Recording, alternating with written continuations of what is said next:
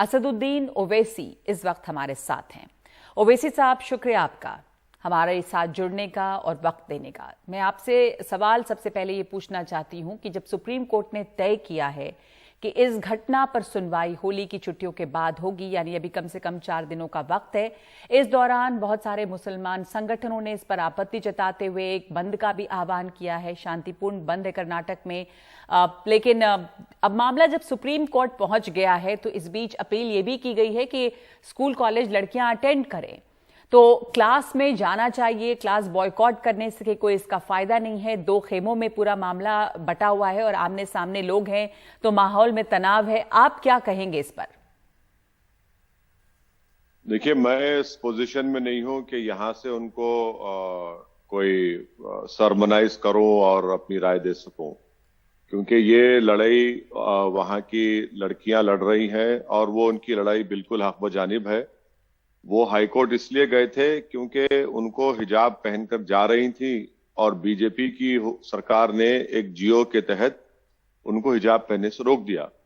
ये लड़कियां जो स्टूडेंट हैं, उन्होंने हाईकोर्ट में ये पिटीशन किया कि हमको यूनिफॉर्म के साथ हम हिजाब पहन रही थी, जो सरकार ने हमको रोक दिया, स्टेट गवर्नमेंट ने, दोबारा हमको वो हिजाब पहनने का हमको इजाजत दी जाए। अब जब ये जजमेंट आ चुका है तो मैं इस मौक़िफ़ में नहीं हूं कि उनको बोल सकूं, मगर ये बात सही है कि ये लड़ाई इनको लड़ना है। ये संविधान में उनकी कॉन्स्टिट्यूशनल लड़ाई है, राइट टू चॉइस की लड़ाई है, और सुप्रीम कोर्ट ने पुट्टुस्वामी में कह दिया कि राइट टू चॉइस अब एक और प्राइवेसी फंडामेंटल राइट बन चुका है।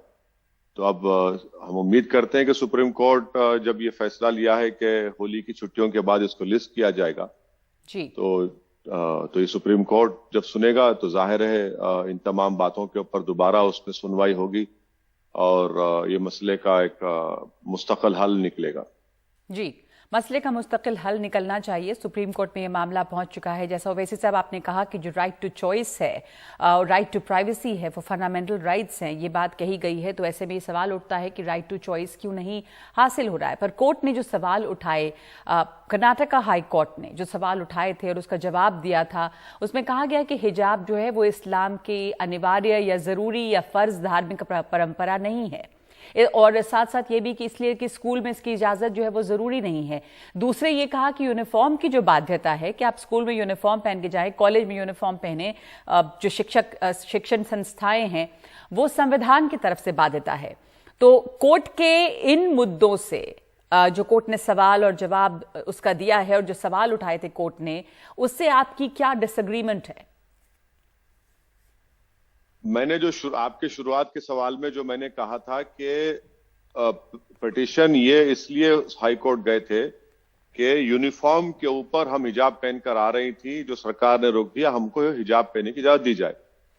वहां पर यह नहीं कहा गया कि एसेंशियल रिलीजियस प्रैक्टिस है। ये हाई कोर्ट ने इस तरह से सवाल को बनाया, जाहिर है जब उसका सवाल इस तरह बनाएंगे तो जवाब यही निकलेगा। उन्होंने यूनिफॉर्म को डिसिप्लिन से जोड़ दिया, जबकि वो लड़कियां यूनिफॉर्म पहन कर ही स्कूल को जा रही थी हिजाब के साथ। उन्होंने कहा कि यूनिफॉर्म के कलर का हम हिजाब पहनने तैयार हैं। अब रहा सवाल कि हिजाब इस्लाम में एसेंशियल रिलीजियस प्रैक्टिस नहीं है, जो हाईकोर्ट ने कहा वो गलत है। मैं नहीं मानता उस बात को। सबसे पहली बात तो यह है कि मेरा पर्सनल मानना यह है कि कोर्ट्स ऑफ लॉ है और आपको कानून के तहत फैसला लेना है। आप कैसे किसी रिलीजन के एसेंशियल प्रैक्टिस को डिक्लेयर करेंगे? और बहैसियत एक मुसलमान के मुझे इस बात को कहने पर मजबूर होना पड़ रहा है कि अगर कोई जिहोवा विटनेस होगा तो कोर्ट ने कहा कि वो नेशनल एंथम में खड़े हो सकते हैं और पढ़ना उनके लिए पढ़ेंगे तो उनके रिलीजन के खिलाफ है। मस्जिद की बात आई तो आपने कहा एसेंशियल रिलीजियस प्रैक्टिस नहीं है। दंगाइयों ने मस्जिद को शहीद कर दिया और मस्जिद की जमीन चले गई, 5 एकड़ ले लो, आप कहीं पर भी नमाज पढ़ सकते। गुरुग्राम में नमाज पढ़ना चाहते हैं, वहां पढ़ने नहीं दिया जाता है। ट्रिपल तलाक का मसला आया तो कहा कि कुरान में नहीं है। अरे भाई, अब तो कुरान में है ना। ये कुरान में इसमें उलमा इकराम ने हमको बताया, बल्कि सूरे नूर में, सूरे एहज़ाब में इसका जिक्र किया गया, और लिबास का जिक्र कुरान में, हिजाब का जिक्र 7 मरतबा किया गया। और लिबास 10 जगह पर लिबास का जिक्र कुरान करीम में किया गया। तो अगर एसेंशियल रिलीजियस प्रैक्टिस नहीं है तो फिर क्या है? और आप क्यों डिसाइड करेंगे किसी भी रिलीजन का एसेंशियल रिलीजियस प्रैक्टिस? आप क्यों डिसाइड करेंगे? तो मुझे इस पर आपत्ति है। दूसरी बात यह है कि उस जजमेंट में अगर आपने देखा होगा मैडम, उसमें हाई कोर्ट ने कहा कि क्वालिफाइड प्लेसेस क्या है? स्कूल है, आर्मी कैंप है और जेल है। अगर किसी माँ बाप की बेटी स्कूल को जाती है तो क्या जेल को भी जा रहे हैं? क्या वो आर्मी कैंप को भी जा रहे हैं? और होमोजेनिटी की बात कर रहे हैं। होमोजेनिटी क्या होगा? कल के जजमेंट के बाद क्लासेस में जो पगड़ी पहनेगा, किरपान पहनेगा, सिंदूर लगाएगा, मंगलसूत्र पहनेगा, उसको अलाउड होगा। जो हिजाब पहनेगा अलाउड नहीं होगा।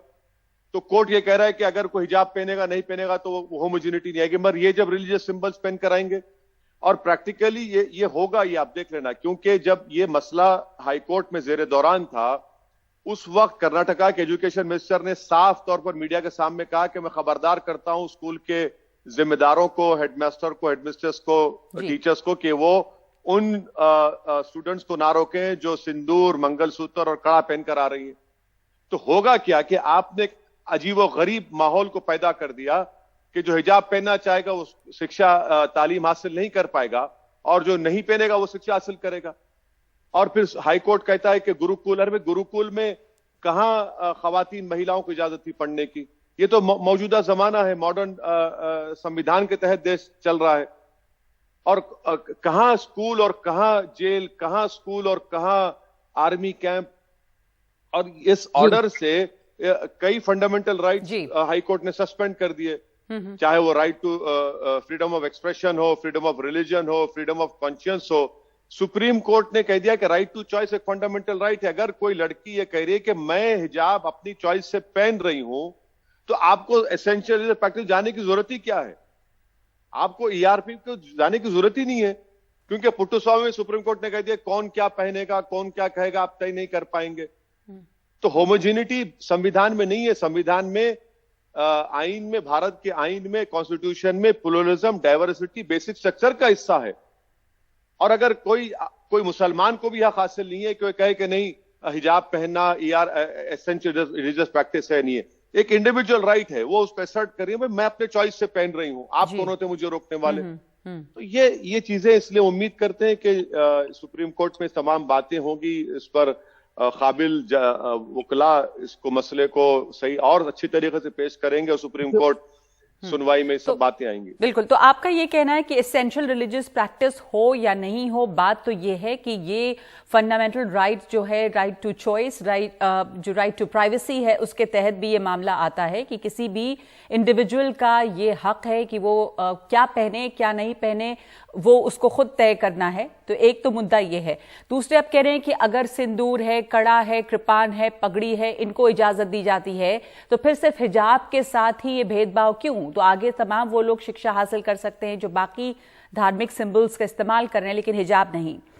जो पहनेंगे उनको इजाजत नहीं होगी। पर ओवैसी साहब, बहुत सारे लोगों को जो तरक्की पसंद हैं, प्रोग्रेसिव जहन रखते हैं, वो उन्हें ये भी लगता है कि क्यों ऐसी जो पुरानी दकियानूसी बातें हैं, पिछाड़ने की बातें हैं, औरतों को वही की जाएं। मुसलमानों में मुस्लिम महिलाओं को आगे बढ़ना चाहिए, जो चीज़ें उन्हें पीछे खींचती हैं, जैसे 3 तलाक का मामला था, औरतों को आज़ादी उससे मिली तो उनकी बेहतरी के लिए है। हिजाब ही क्यों ज़रूरी है, इसे इतना बड़ा मुद्दा क्यों बनाया जाए? इस तरह की जो परंपराएं हैं उनसे आगे बढ़ना चाहिए। नहीं, मैंने राइट टू चॉइस का आपको हवाला दिया, जो अब भारत के संविधान में फंडामेंटल राइट है।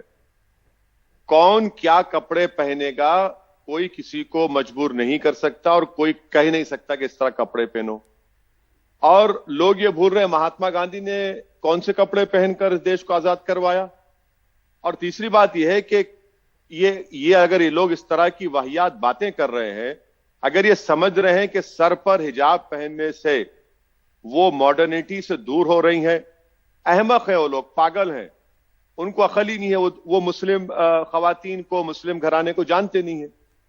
मैं खुद ऐसे कई मुस्लिम खवातीन को जानता हूं, बेटियों को जानता हूं, बल्कि खुद मीडिया ने रिपोर्ट किया कि 1 हफ्ता पहले कर्नाटका के इंजीनियरिंग कॉलेज में एक लड़की ने 12 गोल्ड मेडल जीते हिजाब पहनकर, क्या कहेंगे उसको आप? और ये आपको इख्तियारी नहीं है ना कि आप, पैट्रोनाइजिंग एटीट्यूड है आपका, ये आपका कॉन्डेसेंडिंग एटीट्यूड है कि आप ये समझ रहे हैं कि हिजाब पहनने वाली अगर लड़की होगी या महिला होगी तो उसको दुनिया के बारे में क्या नहीं मालूम। बिल्कुल गलत है कि मैंने, बिल्कुल उनका ये सोचना बिल्कुल पागलपन है। वो अपने आप को एक ईगो का शिकार है। भाई मैं आपके साथ क्यों बनूं? मैं नहीं बनूंगा, मेरा चॉइस है। सुप्रीम कोर्ट ने कह दिया कि चॉइस फंडामेंटल राइट है, मगर इसका यह मतलब नहीं है कि आप मुझे हिकारत की नजर से देखें।